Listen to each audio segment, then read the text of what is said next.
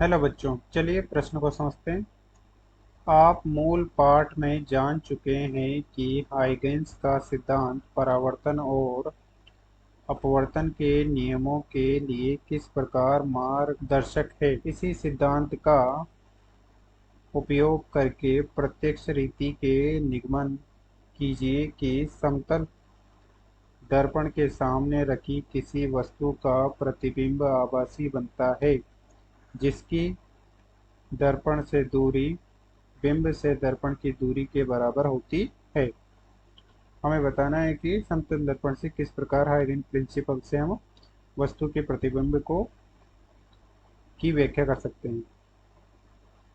मुख्य अवधारणा: किसी बिंदु स्रोत के कारण हाइगेन सिद्धांत के अनुसार उसका तरंगाग्र गोलीय तरंगाग्र होता है। प्रश्न में के अनुसार हमें सिद्ध करना है कि जैसे ये कोई समतल है तो इसके सामने कोई वस्तु रखी है, तो इसका जो प्रतिबिंब बनता है आभासी, हमें ये सिद्ध करना है कि ये किस प्रकार बनता है तथा जिस प्रकार समतल में u और v बराबर होते हैं, तो हमें बताना है कि हाइगन प्रिंसिपल में आप इसी किस प्रकार सिद्ध करेंगे। तो ये कोई दर्पण है, इससे r दूरी पर कोई वस्तु बिंदु O पर है।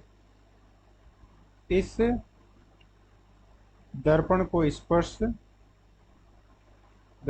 स्पर्श करते हुए एक वृत्त का निर्माण करते हैं, जो कि इस बिंदु स्रोत से निकले हुए तरंगाग्र को निरूपित करता है। इसका एक्स वाई भाग तरंगाग्र गोलीय तरंगाग्र को निरूपित करता है तथा यहाँ u बराबर r, जो कि O से, इसको O डैश मान लेते हैं, O डैश है।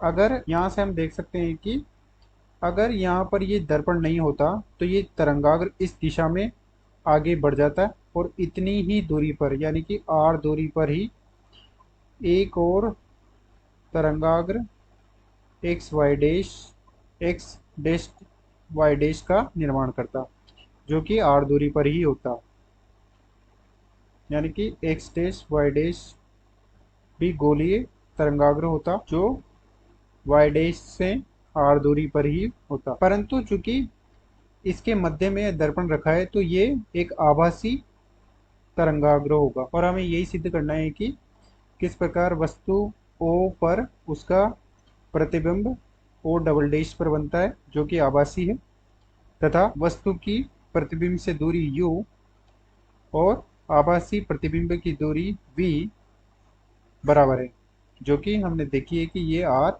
और ये भी r है। अतः दिए गए प्रश्न को हमने स्पष्ट कर दिया है। आशा करते हैं आपको समझ में आया होगा। धन्यवाद।